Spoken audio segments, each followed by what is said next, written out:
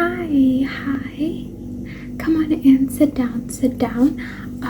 Let me just, get my hair out of the way so we can get started. Since last we spoke, we did agree that you wanted to go somewhere cooler, somewhere with summer in mind. So, we came up with some locations. So currently the countries that are going into more of the summer months are more of the Asia side and more onto that side. So we're thinking maybe Bali, Vietnam, Japan.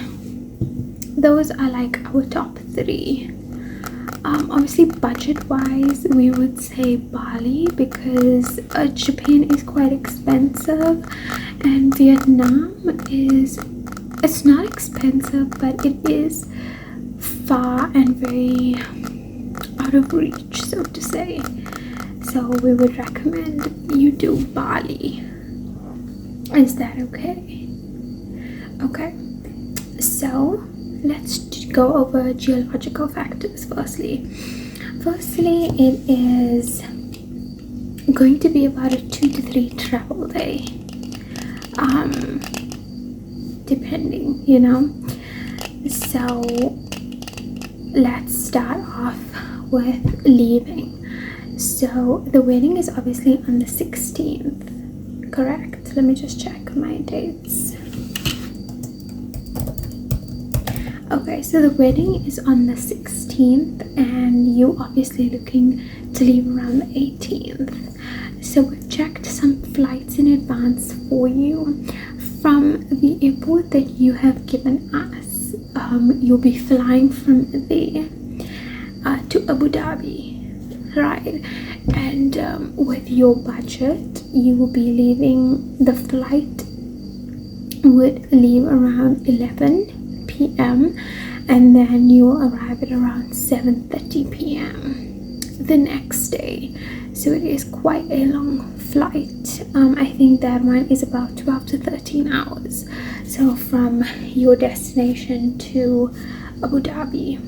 And then we've got about a 4-hour layover, which is steal because the layovers usually are very long.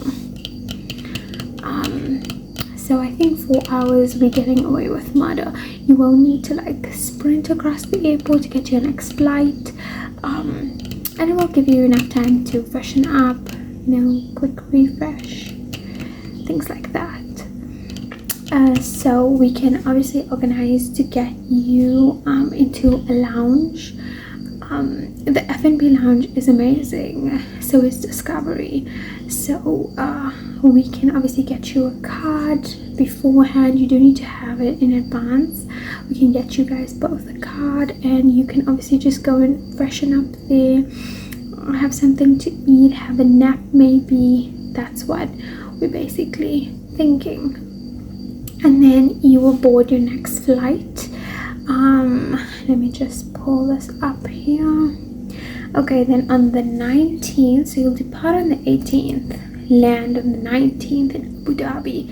On the 19th at around 10 p.m. So you will leave at 10 p.m. On the 19th, and then you will get to Bali, Ubud. The airport is DPS, Denpasar Ngurah Rai International. You will land at 11:35 on the 20th, 11:35 a.m. So that's basically like in terms of traveling and how we're getting you there and back. So that would be the 20th. And so it's approximately a 9.5 hour flight if everything goes well. And the airlines, so we wanted to obviously stay away from Kuala Lumpur Airlines for obvious reasons.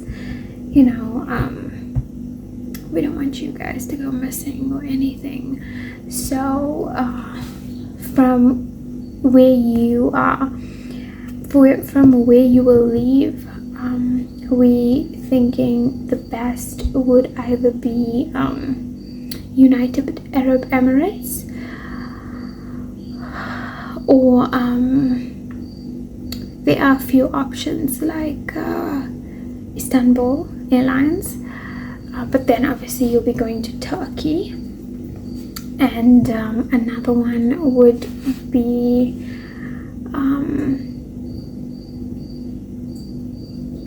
Cathay Pacific, but their layovers are in much smaller airports with much less amenities, hence we think this is a good flight.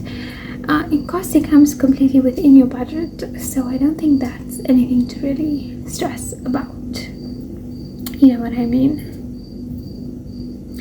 Now let's move on. We can always put a complete permanent on flights at a different time, or we can discuss it a bit later. Let's move on to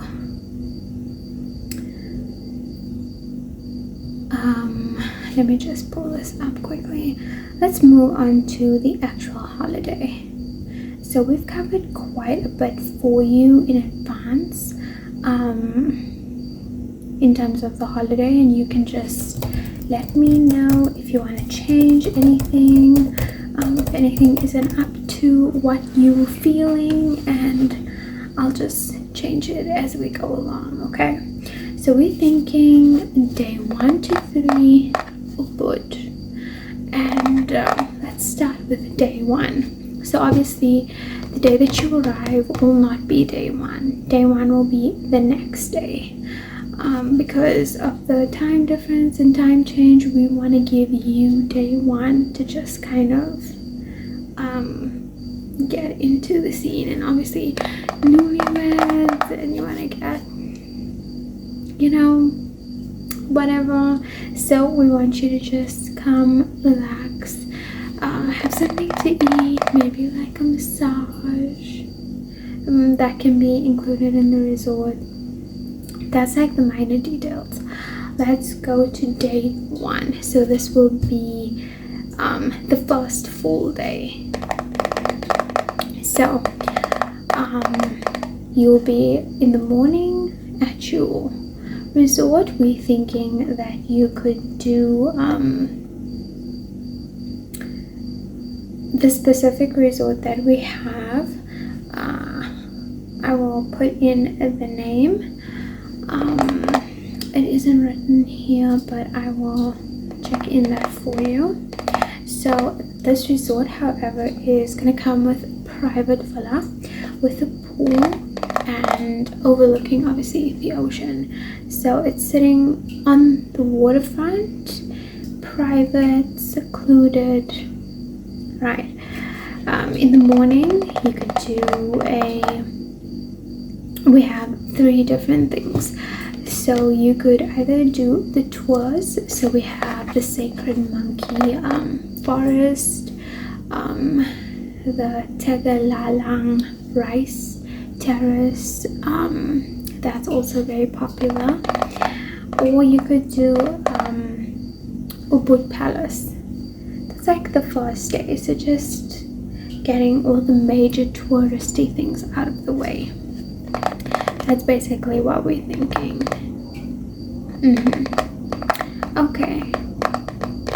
Okay, so something like easy. So you'll do like Ubud Palace. Okay, so I'll put that in. You could do that. And then obviously the afternoon you could do a Balinese experience of the gardens. So that would be the gardens where you could go in the swing, the big swing, or climb the hand, things like that. There's also the Ubud Art Market, which is free, so that's a nice, you know, something to just do, or we could just have you going back to the room to have an afternoon nap, or just like more of a secluded situation for the afternoon. Let's move on to day 2. Day 2, we will be doing breakfast at the resort. So this resort does include breakfast every single day. So we'll be doing breakfast, and on this day you could do the Tartar Ample Temple, or the waterfalls. There are some amazing waterfalls. We actually have a list of them, and it can range from beginner to intermediate to actually advanced, depending on what you really feeling for. So we're thinking maybe you wanna, do something a little bit more entertaining, more like a chasing waterfall vibe.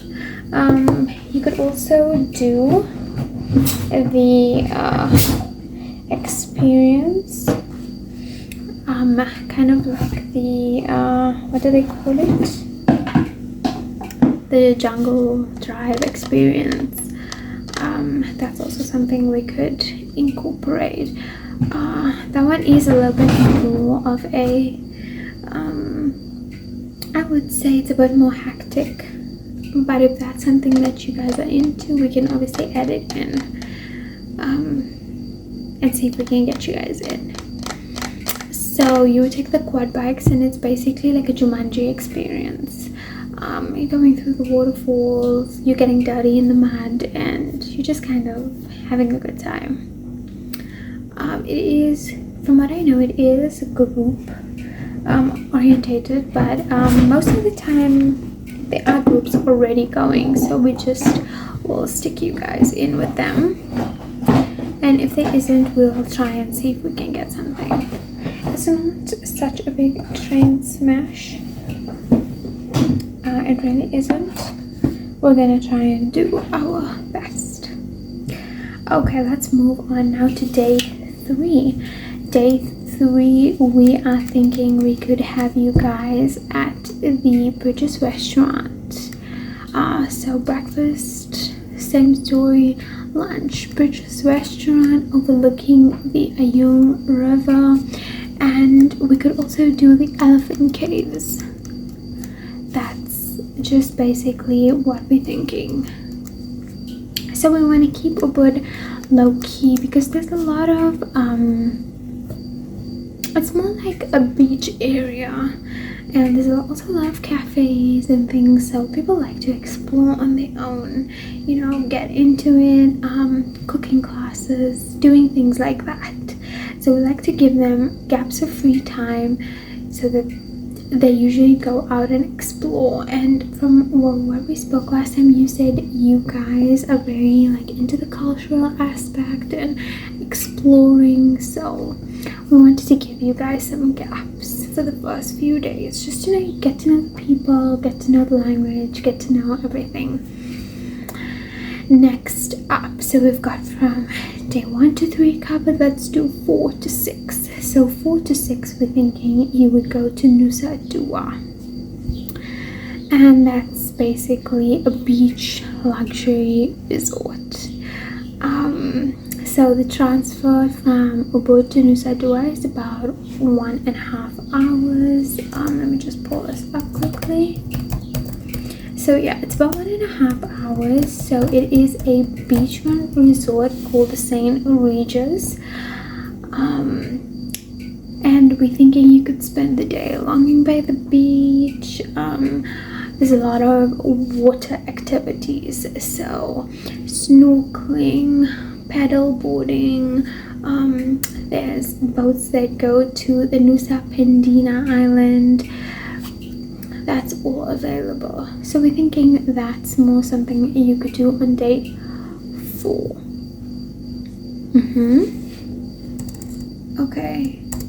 Okay, so I'll send you a list of all the activities in detail, and you just tell me, and I will book it through them in advance and have you on the feed so they know what's happening and when. Okay, day 5, we're thinking a private boat tour, James Bond Islands, things like that. You could do Crystal Bay, Diamond Beach, Guyangang Waterfall. That one is like something you want to spend time at. You want to be able to take pictures, you want to be able to swim, and it is quite tiring. So if that's something that you want to do, we suggest that you take the entire day for those kinds of activities. So that's what we have for day 5. Is that something that... Okay, so I'll get you down for that for day 5.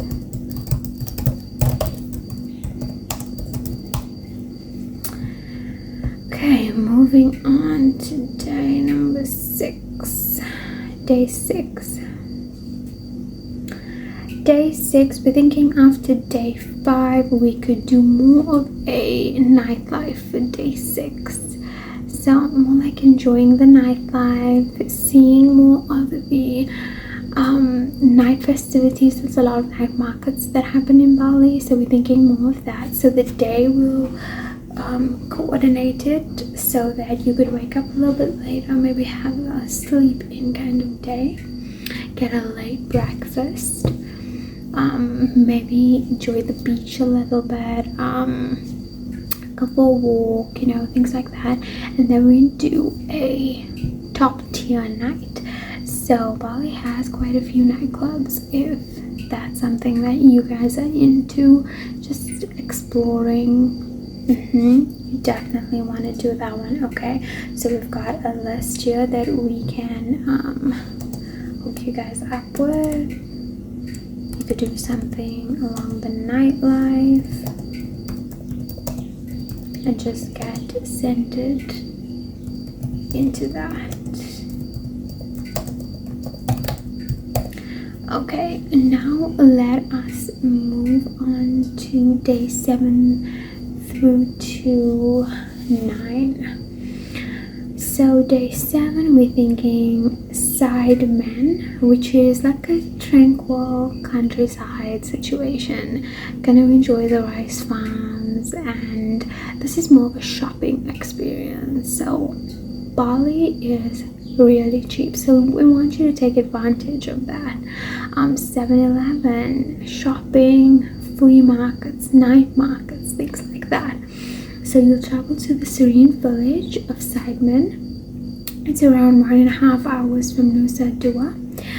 We'll stay at the luxury eco resort. It is quiet and a less touristy area, so that is something that we wanted to incorporate for you. It's perfect for just some relaxation, and we know you guys are honeymooners, you want to get those intimate moments and time in, so this is where we want you to do it. This place is more of an exploration, so that's really, you can just get in and we'll have a list of all the places for shopping, things like that. You can just choose where you want to go and go. Day 8. So day 8, we want you to get the full experience. We're going to do a hike on Mount Agung. If you prefer something easier, we can do a walk through the rice terraces. We're going to visit the villages, explore, meet the locals, get in with it, maybe do a cooking class, and get our hands a little bit dirty. And that is basically what we've got you for Thailand.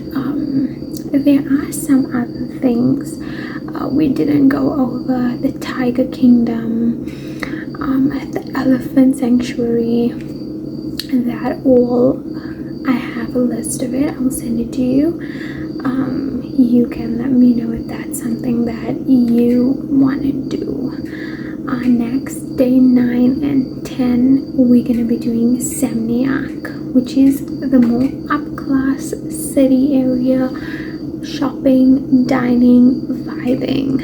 This is where you want to get down. So we're going to head to Semniak. It's a very trendy Bali Beach resort. Got a really good nightlife, got a really good resort facility area. So this is the area where we're going to be doing the flowers in the pool, the breakfast in the pool, things like that. So day 9, we've got you heading to Samyak and enjoying more of the beach clubs and just those kind of things.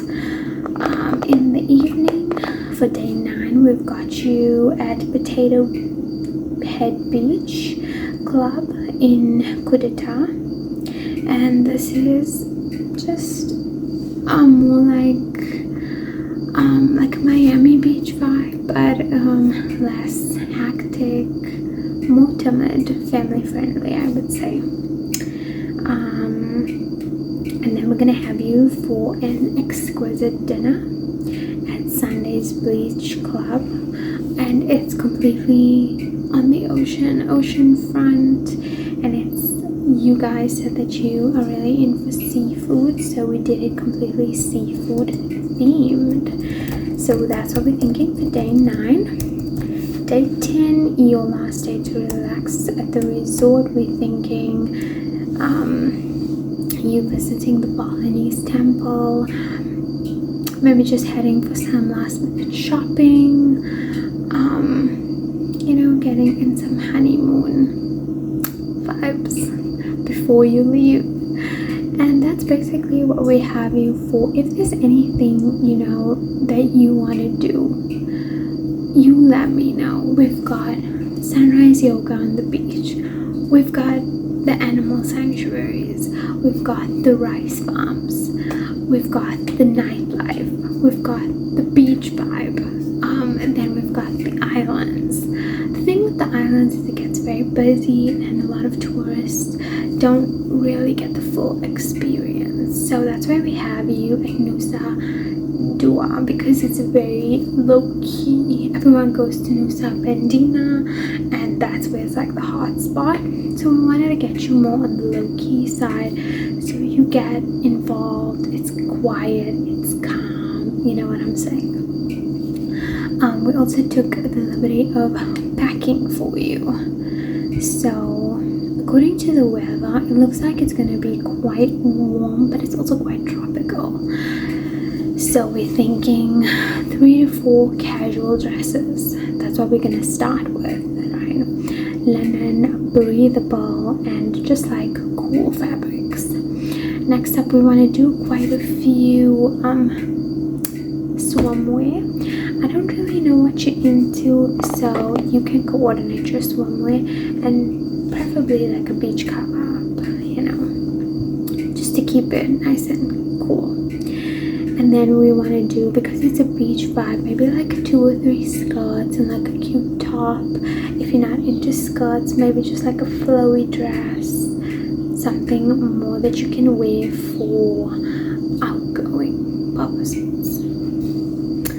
Okay, and then moving on to the bottoms, we say maybe like a linen pants or like a shorts, maybe like shorts and top.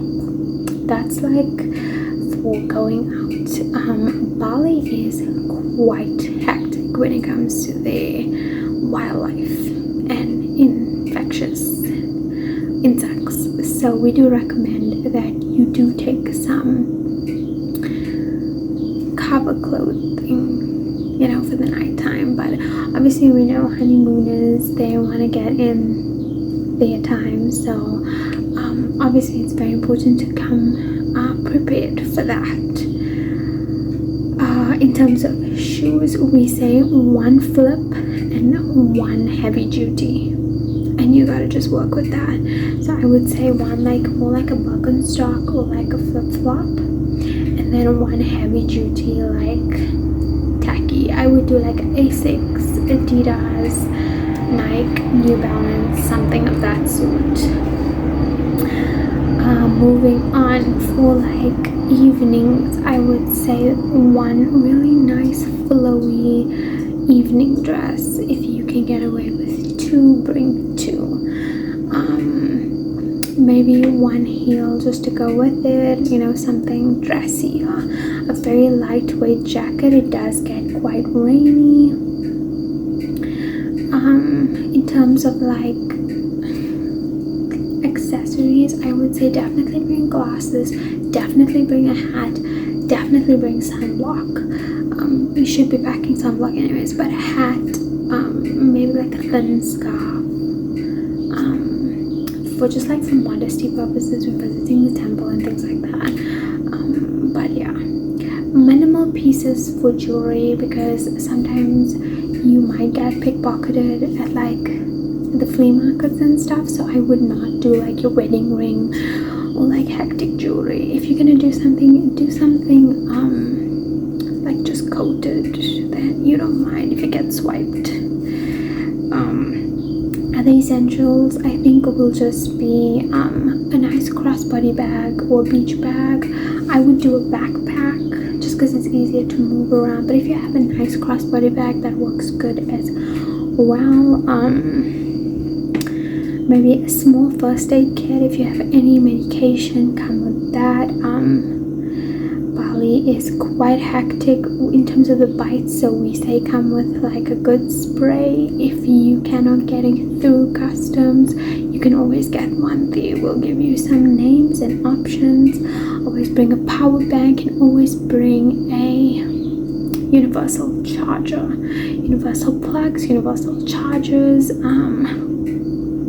Also, the new things that are happening in terms of traveling, sometimes they pull your bags out of customs and they check it like while it's going through.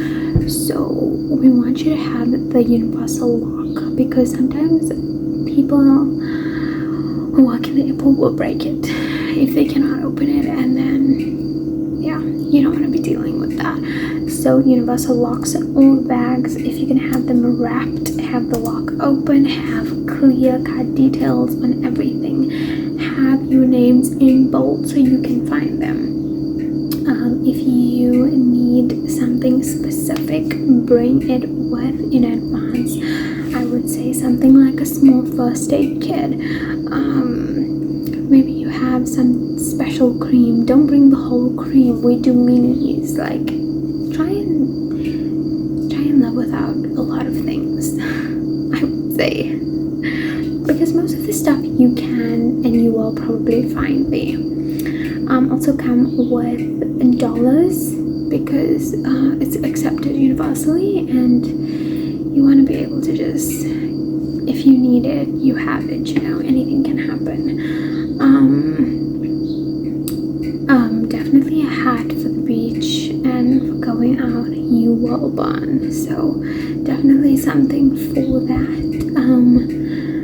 Yeah, I think that's about it. If you have any questions, if there's anything you guys are unsure about, obviously your significant other isn't here with us today. It's unfortunate, but if he has any concerns or anything else, you can just let me know, and I will pop you guys a email with all the details and information. You can have a look at it and then get back to me, and hopefully when we meet next time we can just confirm all the details.